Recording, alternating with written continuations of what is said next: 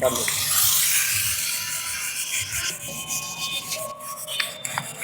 আমার নাম মোহাম্মদ আনোয়ার হোসেন। আমি ককশিট সোলার কাজ করি। গায়ে হলুদের স্টেজ ব্যানার, আবার মন্দিরের পূজা মণ্ডপের ব্যাকগ্রাউন্ড, বিভিন্ন কমিউনিটি সেন্টারের ব্যাক সাইড এইসবের কাজ করে থাকি আর বার্থডে বেলুন, কাঁচা ফুলেরও কাজ আছে। এখন আর্টিফিশিয়ালের কাজ করি, বিভিন্ন প্রোগ্রামে বিভিন্ন অনুষ্ঠানে প্রায় কাজ করে থাকি। গাইবান্ধা আমার ব্যবসা 3 বছর রানিং চলতেছে। তার আগে ঢাকার শাহবাগে কাজ করছি, 2008 সাল থেকে ওখানেই ছিলাম। আমার বাবা ছিল না, পরিবারে 4-5 জন ছিলাম, তো কর্মের লোক ছিল না। আমার বাবা হঠাৎ করে মারা যাওয়ার কারণে ক্লাস 9 পর্যন্ত লেখাপড়া করার পরে আমি আর লেখাপড়াটা করতে পারিনি। সংসারে অভাব অনটনের কারণে আমি বাড়ি থেকে চলে গেছিলাম ঢাকা শহরে। আমার এক পরিচিত ভাই ছিল, তার বাসায় কিছুদিন ছিলাম। মুদি দোকান ছিল, সেই মুদি দোকানে কিছুদিন ডিউটি করার পরে সে আমার বেতন দিত সামান্য কিছু, ওটা দিয়ে হয়তো আমার খাওয়াটা হইতো, আমার পরিবার চলার মতো হইতো না। আমি এই যে ড্রাইভিং এর কাজটা আর কি ওখানে শিখি, ড্রাইভিং এর নেভি কোম্পানির কিছুদিন কাজ করি। পরে ওখান থেকে হঠাৎ করে একদিন দেখি এক বড় ভাই এই ককশিট কাটতেছে। সেখন তো আমি ককশিটটা ওইভাবে চিনিও নাই, তার কোনো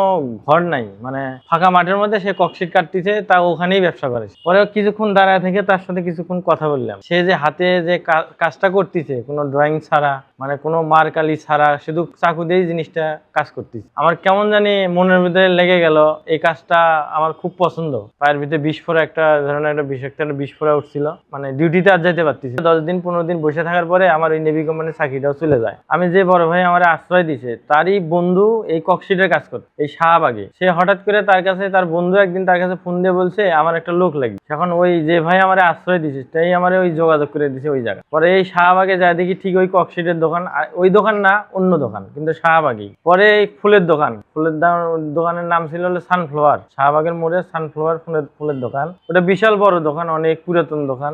ওই দোকানে পরে আমার ওই চাকরিটা হয়। ওই চাকরি হওয়ার পরে দেখি ওই ওই ওই ককশিটেরই কাজ, ওই সোলারই কাজ ছিল। পরে আস্তে আস্তে আস্তে আস্তে ওখানেই চাকরি করা অবস্থায় করতে করতে করতে করতে এদের প্রতি আর কি মানে কর্মটা এখন এদের ভিতরে হয়ে গেছে। তো আমার যে ভাই আশ্রয় দিছিল তার নাম আজিজ, তার মাধ্যম দিয়া আমি ওই কাজটা, সে আমার বলছে তুমি কাজ করো, একদিনে অবশ্যই তোমার মনে করো এই কাজটাই অনেক বড় হয়ে দাঁড়াইবে। 16 ডিসেম্বরে যে শ্রদ্ধাঞ্জলি রিং গুলো বানায় ওটা ককশিট থেকেই হয়। 16 ডিসেম্বরে অনেকগুলো বর্ণমালা লেখা পরে, অনেক ধরনের সাংস্কৃতিক অনুষ্ঠান হয়, তার ব্যাকগ্রাউন্ড লেখাটুকা থাকে, অনেক লোগো থাকে। তো এগুলাও কাজ আছে, মানে উৎসব এগুলোও আছে। আবার সামনে পয়লা বৈশাখ আসতেছে, বড় ধরনের আকৃতি ভাবে এই ভূমিকাটা পালন করে ককশিটটায়। উপলক্ষে অনেক ধরনের সাংস্কৃতিক ডিজাইন থাকে, সেগুলো নিয়ে কাজ করা হয়। এটা দেখতেও ভালো লাগে, যে অল্প সময় দেখতেও ভালো লাগে, মন টাইমের মধ্যেই চলে আর কি। সময় বলতে কিছু না, এখন কাজ আমার এটা পেশা, এটার পিছনে শ্রম দেই সবসময়। কারণ কাজটা যখন আমি করব, যখন একটা জিনিস বানাবো, সে পরিকল্পনা নিয়েই আমি বানাই। তো কিভাবে সহজ হবে,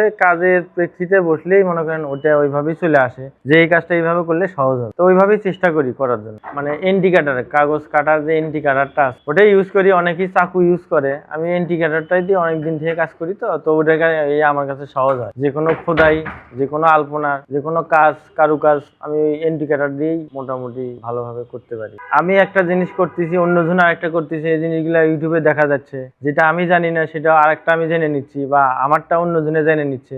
ওগুলো দেখি একটা অনুমান নেই, ধারণা নেই, নিয়ে দেখা গেলো এই কাজটা হাতে করি। কাস্টমার ফেরত দেই না, কম বেশি ছোট বড়, কম আর বেশি হোক, কাজ করেই দেওয়ার চিন্তা ভাবনা করি। হাতের কাজ তো করেই দেই, ফালায় রাখি না বা ফেরতও দিতে চাই না। কম বেশি করে দিই, তাগেরই বুঝিয়ে দেই জিনিসটা, ওরাই মন খুশি হয়। দেখা গেল কাজের আগে একটা প্রাইস বলে, কাজ হওয়ার পরে দেখা গেল ওরাই খুশি হয়, ওটা মোটামুটি ভালোভাবেই ওরা আপ্যায়ন করে।